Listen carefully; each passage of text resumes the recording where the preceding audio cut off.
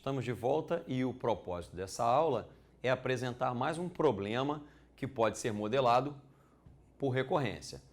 O problema da vez é esse aqui. Qual é o maior número de regiões em que se pode dividir o plano com N retas?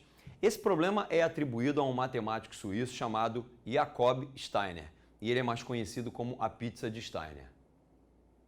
Vamos estudar esse problema na esperança de perceber algum padrão de construção que nos permita resolver esse problema. Então, eu vou imaginar que o plano a que se refere o enunciado é o plano do nosso quadro e eu vou começar a fazer os cortes. Bom, vou passar a primeira reta.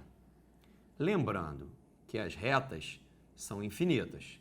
Então, eu vou numerar essa reta. Isso aqui é a reta número 1. A reta número 1 divide o nosso plano em duas regiões, que eu vou numerar. Região número 1 e região número 2. Região número 1 está acima da reta, região número 2 abaixo da reta. Agora eu vou passar, vamos primeiro começar a preencher a nossa tabelinha lá. Com uma reta, nós obtivemos duas regiões. Eu vou agora fazer o segundo corte, passando a reta número 2. Bom, aí eu preciso me lembrar que as retas podem ser paralelas, coincidentes ou concorrentes. Bom, se as retas 1 e 2 forem coincidentes, eu continuo com duas regiões. Se por um acaso a reta número 2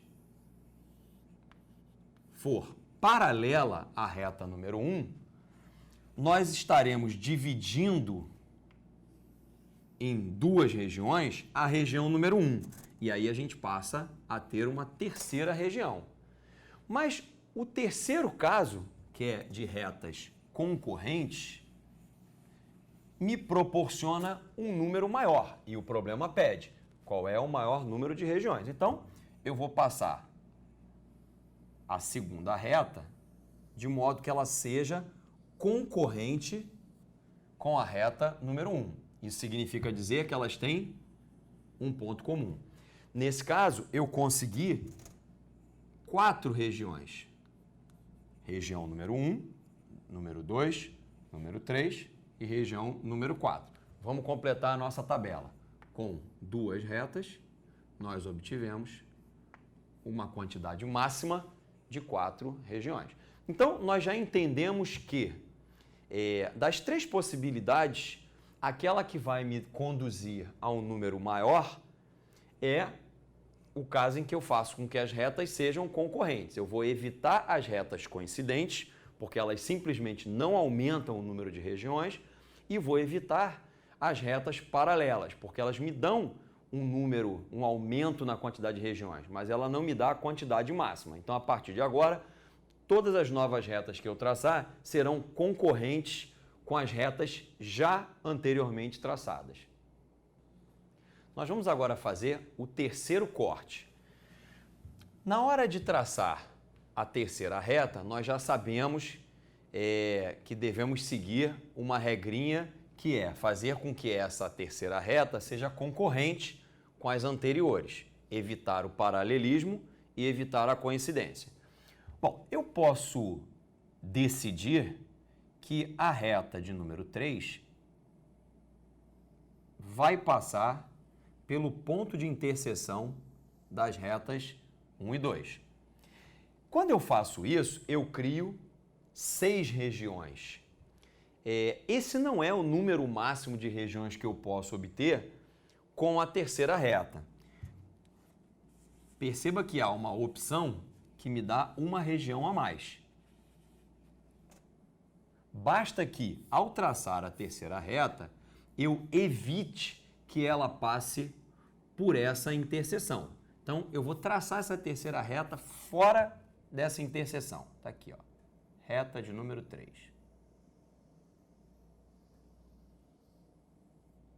Eu vou numerar ela aqui e vou contar as regiões com você. Está aqui, ó, região número 1, região número 2, região número 3, região número 4.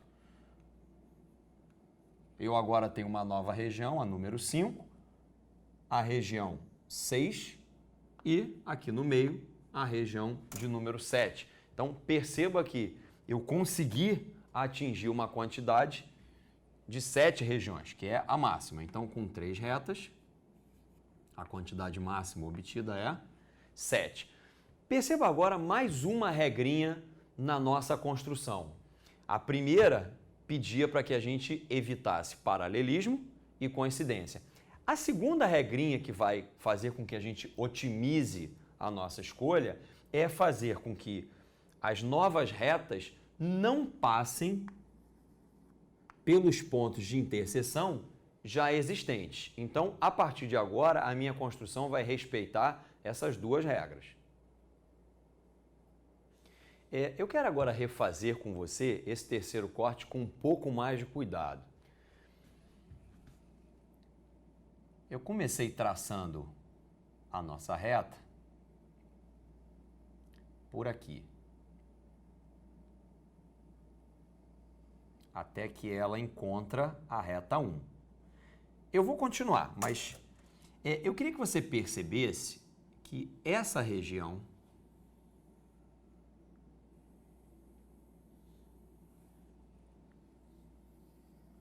está sendo dividida em duas. Então, a nova reta, a reta de número 3, eu agora vou numerar aqui em cima, número 3, está dividindo essa região em duas. Aí ela encontra a reta número 1 e aqui nós temos uma interseção entre a reta 1 e a reta 3. Bom, aí ela atravessa e vai para a região número 2. Só que ao atravessar a região número 2, essa reta também divide a região 2 em duas novas regiões. Aí ela cruza toda a região 2, cria duas regiões aqui dentro, até encontrar com a reta número 2. Está aqui a interseção da reta 3 com a reta 2. Em seguida, ela entra na região número 3, dividindo essa região, número 3, em duas novas regiões. E continua infinitamente. Percebam uma coisa. Quando eu fiz o traçado da terceira reta, já existiam duas retas anteriormente.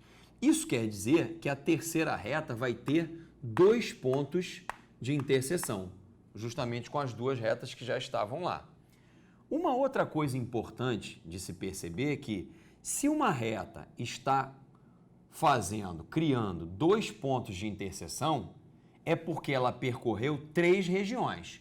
Uma antes do primeiro ponto, a outra entre os pontos de interseção e a terceira região depois do último ponto. Então, perceba que a quantidade de regiões que a nossa nova reta vai cruzar é sempre uma unidade maior do que o número de interseções. Por exemplo, quando eu traçar a quarta reta, essa quarta reta vai encontrar com as 3 retas já pré-existentes. Isso quer dizer que nós teremos 3 pontos de interseção. Aqui está o primeiro, segundo, terceiro. Saber que são 3 os pontos de interseção me garante que essa reta número 4 percorre 4 regiões. Essa e essa. Portanto, o número de regiões percorridas, atravessadas pela nova reta, é uma unidade maior do que o número de interseções. E o número de interseções, por sua vez, é igual ao número de retas pré-existentes no nosso desenho. Vamos então usar esse raciocínio para descobrir quantas regiões, no máximo, a gente consegue obter com 4 retas. Vamos usar o raciocínio em vez de contar as regiões. Pensa comigo, a quarta reta vai cortar as 3 retas pré-existentes. Portanto, ela vai criar 3 pontos de interseção.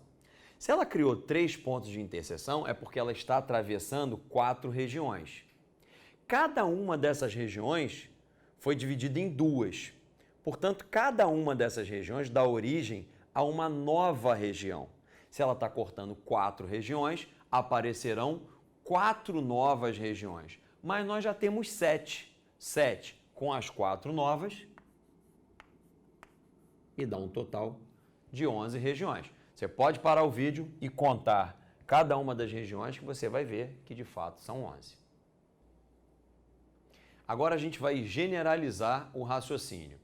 Eu estendi a nossa tabela e eu quero que você imagine que com N retas, a quantidade máxima de regiões é dada por um número que nós vamos representar por Tn. E aí, vamos imaginar que a gente passe mais uma reta. Essa reta será a reta N mais 1. Essa nova reta vai cortar todas as retas existentes anteriormente. Portanto, ela vai cortar todas as N retas que já estão lá, provocando N interseções. Mas se essa nova reta provoca N interseções, significa que ela está cruzando N mais uma regiões. Cada uma dessas N mais uma regiões será dividida em 2, fazendo com que surjam N mais uma novas regiões. Bom, eu já tinha Tn regiões até aqui. Com a passagem dessa nova reta, eu criei mais N mais uma regiões. Portanto, isso aqui é um raciocínio de recursão, ou seja, a quantidade de regiões, quantidade máxima, obtida para N mais uma retas, é dada por Tn, que é a quantidade de regiões para N retas, mais N mais 1.